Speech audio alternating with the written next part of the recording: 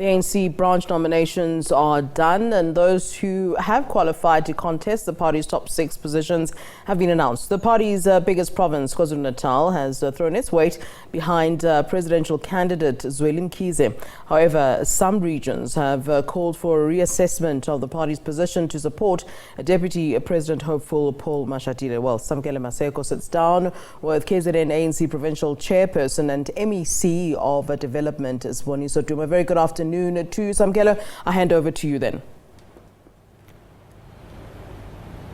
A very good afternoon indeed to you, Flo, and to the listeners. The province of KwaZulu-Natal, we will start with deliberating and discussing on issues of the economy, of land, of the utilization of the State Bank, Itala, by the MEC of Economic Development, Siboniso Duma, and then move on to the politics of the day, the build-up to the ANC's 55th National Conference, the province backing Dr. Zweli Mkhize. But most importantly, how does government change the livelihood of those citizens of the province and steer and show economic growth so that they can create jobs once again? Mr. Duma, thank you very much for the opportunity to speak to us on a wide ranging of issues pertaining to the economy and also to political matters. Starting on the economy of the province has been in the doldrums. We saw the July unrest after the arrest of former President Jacob Zuma.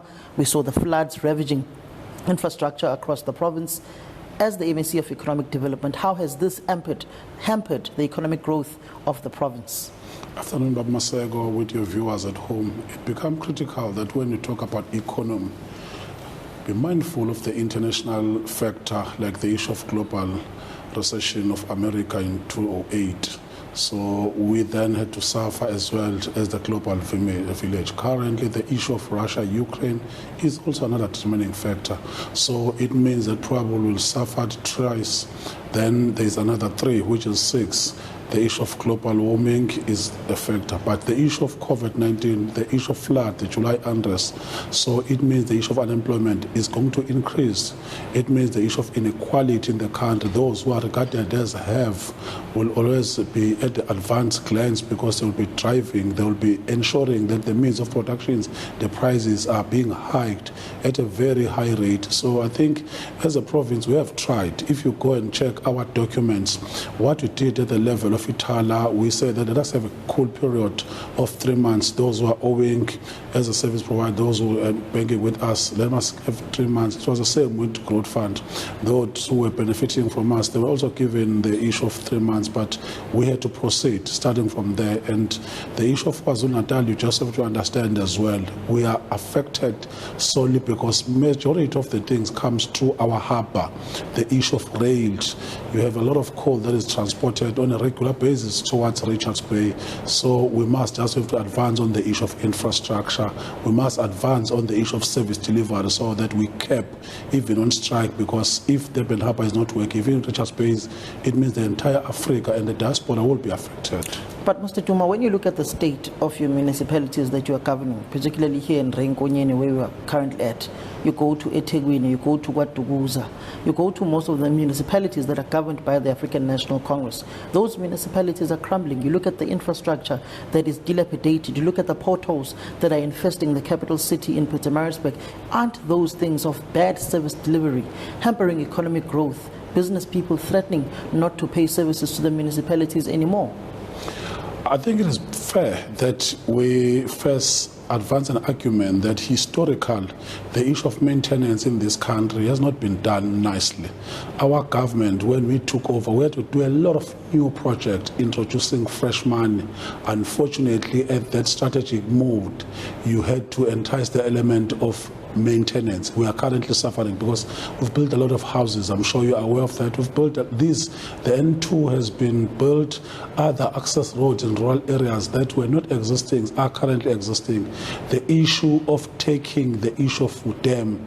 We've got the dam in this district. We've got dams like Josini dams that are supposed to be delivering water, access water to people. So all those issues are at the core of the planning system of our state.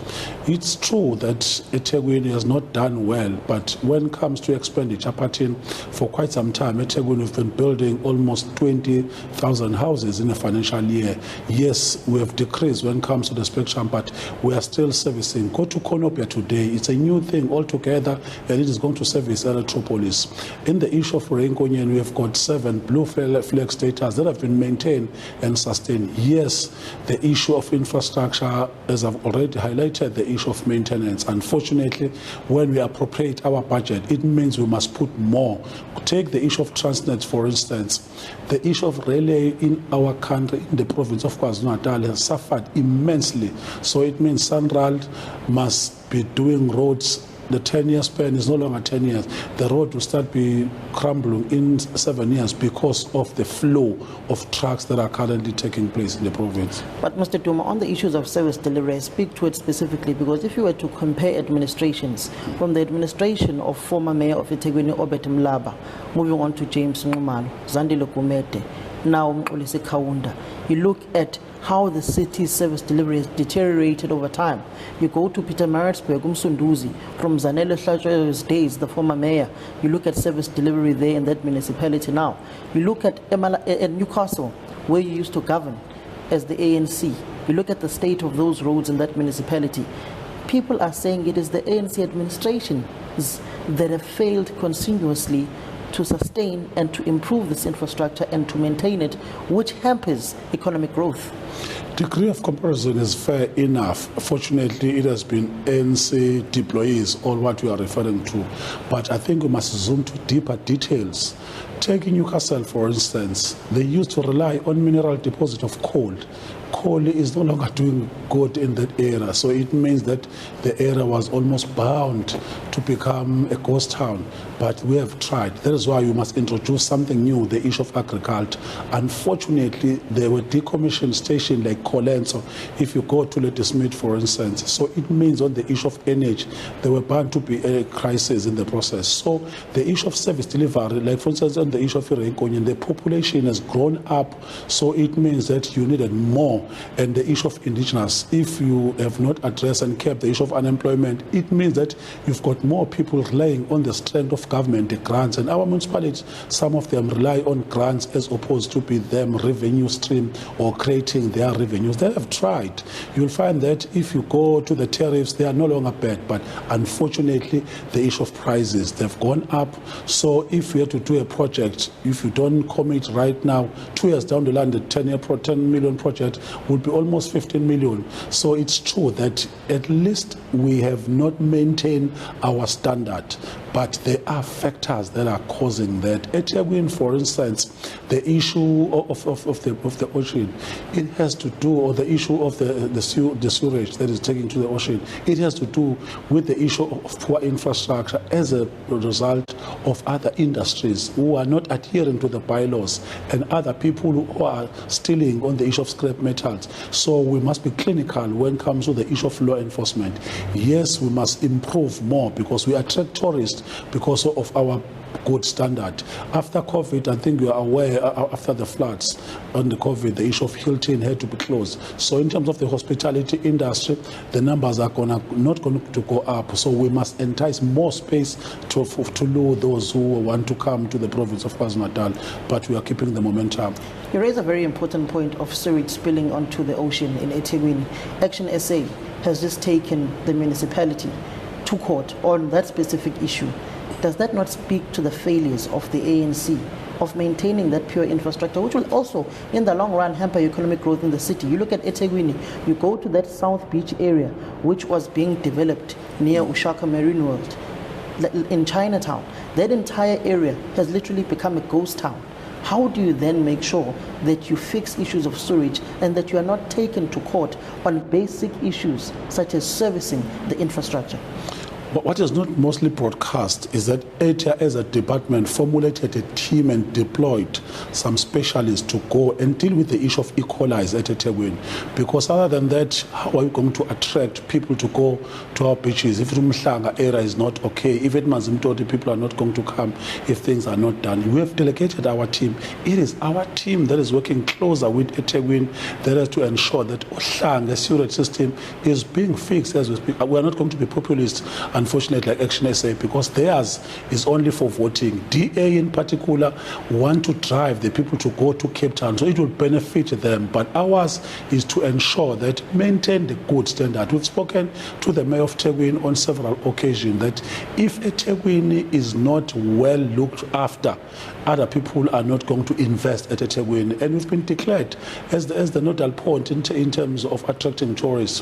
eThekwini ICC, even the President of the country, has made sure that from time to time we host strategic conferences. In eThekwini 2 months ago, we were declared as the most environmental conducive place to host conferences. So there are some positives, yes, there are negatives. Like with Toyota, for instance, if we have not fixed on the standard rate of what is demanded by Toyota and SAP, then they are not going to proceed because the insurance companies are no longer giving the insurance. We are currently fixing the issue of Canal. We are also already on site fixing the Mlazipem. You speak on the issues of these industries and the issues of eThekwini being maintained. In your view, is eThekwini being well maintained? You look at how in 2016 your voters had to jump over refuse bags in Umlazi to go and vote, where the waste tender in that specific municipality has landed the former mayor in court now and the former municipal officials whom are currently arrested and are going through a criminal trial through one of the courts here, the Commercial Crimes Court here in Pietermaritzburg, in Durban. You come to the road leading on to Toyota. That road floods, especially when there are floods. Vehicles can't move in that area, which hampers the economic activity of Toyota. Is that city well maintained? Probably have seen the ANC statement in KwaZulu-Natal talking broadly and criticizing the leadership of eThekwini on maintaining the status of eThekwini. We have done that categorically. We are clear. That is why that I thought you also, because you are a person who deals with me on a regular basis, ATIA has written different, even issued fine towards eThekwini municipality. We are not glad. We are not happy, which is why historical we started at that point, but we are currently saying that we are not happy of what is currently happening at eThekwini, but we have gone and surpassed our value. Human settlements, Premier's office have conveyed a team that is going to make sure that we assist eThekwini, because we can't just watch while the processes are no longer being maintained. So there is a process of ensuring the accountability. The standard have gone down even at the level of administration. We don't think there is that drive. The issue of meritocracy amongst the officials, we seem not to be still attracting strategic people in strategic areas of eThekwini municipality, and we are dealing with those matters, and probably by next year you'll see a lot of improvement, because if you're at Umlazi, if you're at Kwamashu, then you don't have water, you might not find the issue of ANC being relatively good these days, which is why we lost 690,000 during the local government election, and we are back to our people, telling them, apologizing that from now onward things will be changed, and the issue of maintenance, we have started focusing on those areas in our township in particular. You go to Pietermaritzburg.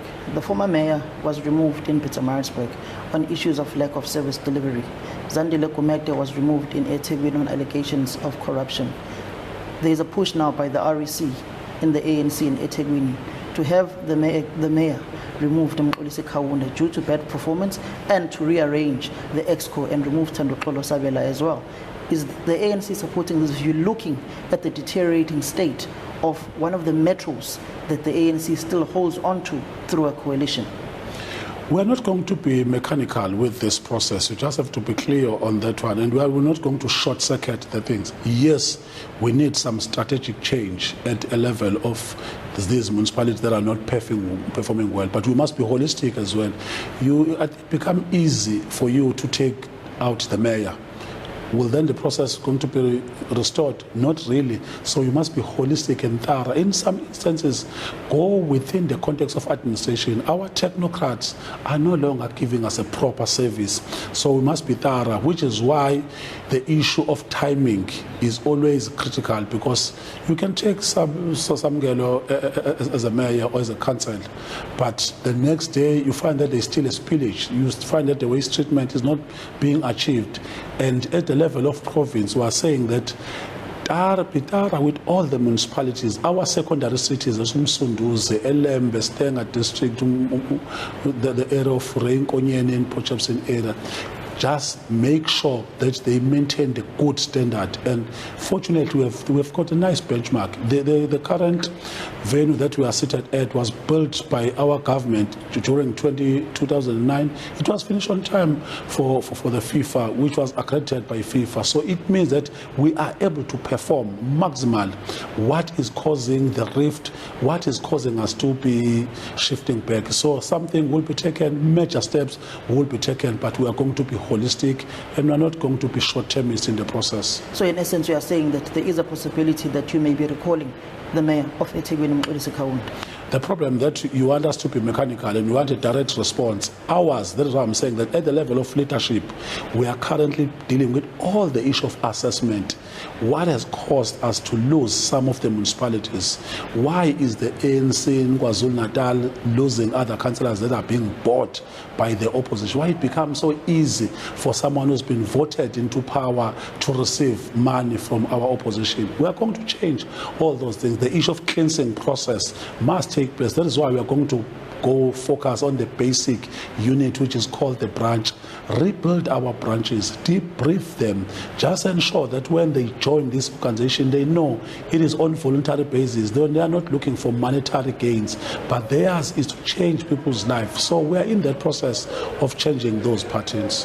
What could be the main reason why councillors you are alleging to be bought by the AFP? What could be the biggest motivator for these councillors to be easily bought, as you are alleging? There might be different reasons, but at this point in time, remember, historically, we'll have a branch that will convene a BGM. After that process, automatically the candidate from the branch will become the candidate and eventually a councillor if we've won that one. But these days, because of our guidelines, we still have to subject the candidate towards a community meeting. In some instances, in some areas, you might find that they might not accept what transpired from the BGM of the ANC.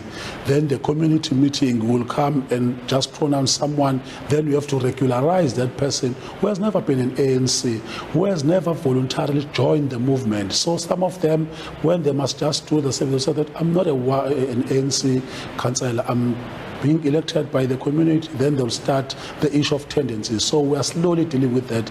In our national conference, amongst other things in the plenary we are going to raise, is that probably now is the right time that let us strengthen our branches. Let us rebuild stronger branches. Don't focus on community issue, because we are told to be leading the communities. So what is the result of the ANC processes must be taken by the communities. So Mr. Duma, are you saying that you as KwaZulu-Natal would be pushing for the reviewing of the ANC method used in 2021 local government elections of letting the community decide who becomes a councillor, because that is being abused by people now allegedly being bought by other parties because they don't have a proper lineage of politics of the ANC?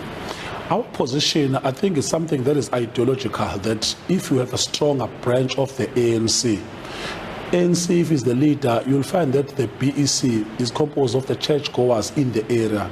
There will be part and parcel of the cooperatives, the farming communities in that area. At the level in the township, there will be part and parcel of the SGBs, part and parcel of those communities. So if you've got a proper, stronger branch, there is nothing that will compel the community to reject us. We are being rejected because in some of the instances we've got very weakened branches. You'll find that person will join an ANC but becomes a member's member as opposed to be joining the ANC voluntarily. So if we've got stronger branches, definitely what will transpire from our branch general meeting will be liked by our communities. Then they will vote for those people, because we are not going to parachute any individual who does not come from that ward, who does not come from that branch, who does not reside in that branch. So that's why we are saying that go back to basic. Go back to the basis of ensuring that you lead the society through the means of being part and parcel and embedded in their system. To move on to issues pertaining to policy issues going forward into your national conference and subsequently which will be infused in your department in economic development, the issue of the state bank.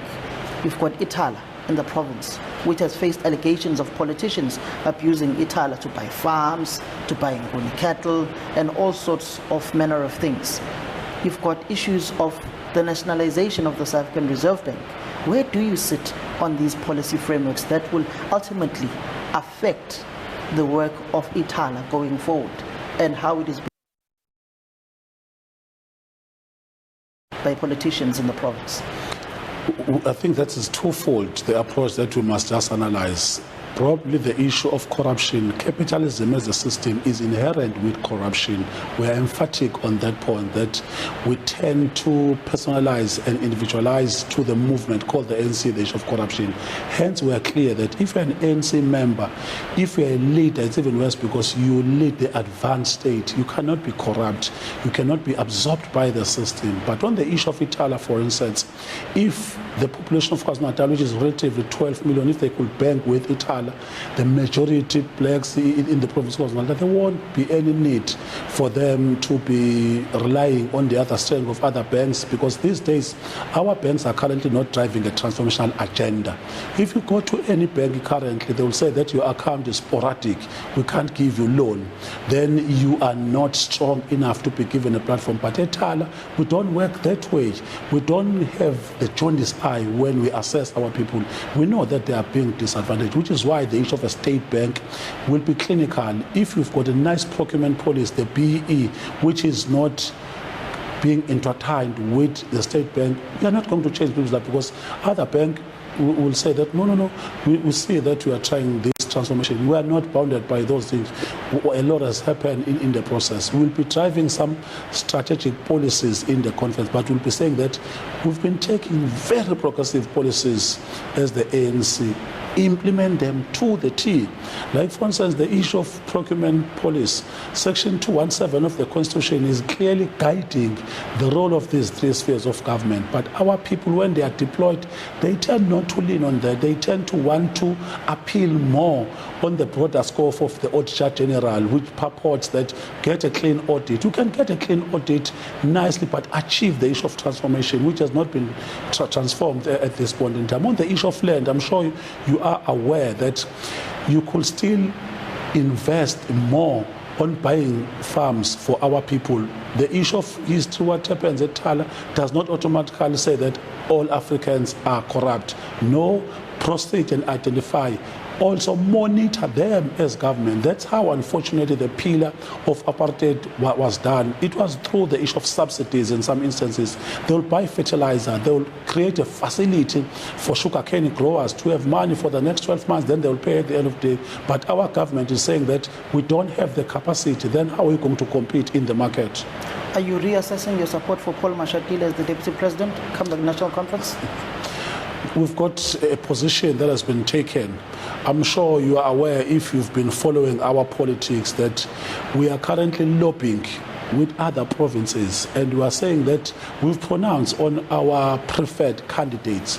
But if certain provinces are not coming closer toward the process, what compels us? Because we are not duty bound to support those who are not supporting us. But we think at this point in time, we are talking nicely with the Gauteng province around the issue of Comrade Paul Mashatile. We are talking nice with Limpopo province on the issue of their candidate. And they seem to be supporting our candidate these days. Watch the space. I think we'll be working together nicely, but ours, what is critical for us, as opposed to the issue of being individualistic driven, we want to come up with a very united national conference. So if there is a possibility of us converging as provinces, it will be strategic that let us unite so that 2024 become easy, because if you have a watershed conference, there is a rife contestation. It might be difficult for others because the issue of healing as you go towards the mobilization campaign become difficult, and you know what has been happening in the past. So in essence, you are saying that you are against the view by Chris Mhlophe, the Emalahleni or Mbuso Kubeka Regional Secretary. You are against Musa Dladla's perspective, saying that they were always supporting Senzo Mchunu anyways. You are against Bonga Hlomuga out in Josiah Kumete, who's also expressed a similar view, and other regional secretaries of the ANC of the 5 regions, including Herekwala, who are saying, why support Paul Mashatile if his province did not nominate Zweli Mkhize as president? I'm sure you want to polarize the matter, because if you want to say that, then are we against? Well, no, those are our comrades. Those are the regional leadership, and they've got a nice advantage of being leadership who lives in a material conditions, and they will be leading delegates. There are branches, but as soon as we converge at the level of a process, we will have already lobbied, we will have already advanced our argument. It was critical for those regional secretaries, our regional secretary, by the way, to say that Gauteng province, you are not entitled just to bulldoze us. Please don't bully us. Come to the foyer. Let us debate openly and robustly so.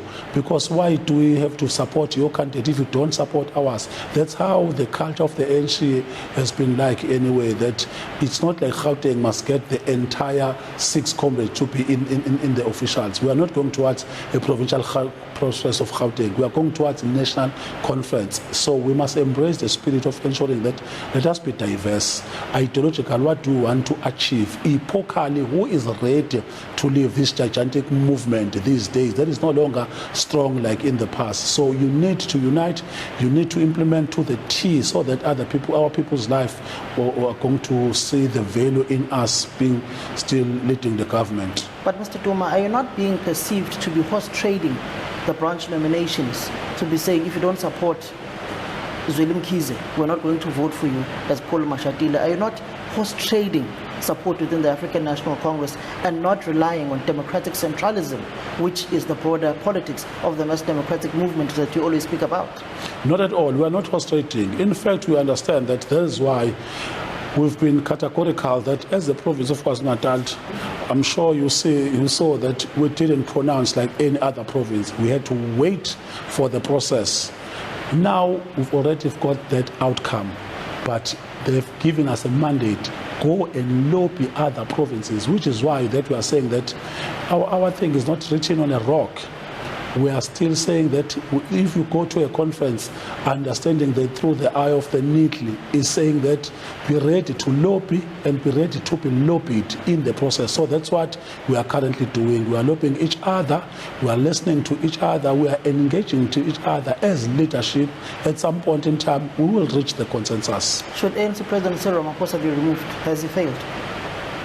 I think we are clear that we don't want to antagonize anything, but we are promoting our candidate at this point in time. That I think now is the right time that let us have someone who's broad, who's brave, who is able to listen to the majority, who is willing to implement the issue of state bank, who is willing to focus on the issue of transformation of the land, who is willing to go and deepen the crisis of the monopolies in our country, who is willing to take over and deal with the issue of ESCOM as a matter of agents. That's a type of a leader that we are currently looking forward for the conference. Is Palapala and digital vibes not tainting the image of the ANC? I don't think at this point in time it's fair that you will keep on highlighting these matters, because if we had adequate time, we will tell you what has been happening during apartheid. The ANC as an organization also rely on a strength of cadre development. Yes, we are saying that whoever is being charged criminally must step aside, but whoever is not being charged, who's on a smear campaign by other people, why do we have to keep on emphasizing or pampering that thought? It's not correct. Let us give them a chance. There is Integrity Commission within the ANC. Currently, we're on board and we are comfortable that the process will go well. Last question to you, Mr. Duma, as we move forward. The reassessment of your deployment in these municipalities that you still control, local, districts, and the metro. When are you going to be finishing with that reassessment of the performance of those mayors? And when can you see the reconstitution of your deployments in them? You are jumping the train, now we're jumping the gun. The issue of assessment is something that is ongoing. You just have to understand, as we go towards 2024, we'll be doing some strategic shift within the administration as well in this municipality. We want to capacitate them. The vacant posts must all be filled so that there is capacity in-house first, so that we are clear. So at the right time, we are going to pronounce what is going to happen. Thank you so much. Does this assessment mean that you'll be firing some municipal managers who are failing? We are going to be clear. Whoever does not perform, then we'll deal with that process. Thank you very much, Mr. Duma. That is Mr. Sboniso Duma, the ANC of Economic Development and the ANC Provincial Chairperson, speaking about saying that if you don't perform, heads are going to be rolling in the next few months, particularly speaking about, in his own words, the dismal performance of some of their employees within the eThekwini Metro, whom the ANC governs through a coalition with Philani Mavunda's party and other smaller parties within council. All right, many thanks to you, Samkele Maseko. They're in a long sit-down conversation, the exclusive with the KZN ANC Provincial Chairperson and MEC of Development, that's Siboniso Duma, as of course we're nearing that ANC elective conference that's set to start, of course, in the early parts of December, and we'll wrap up on the 20th then of December.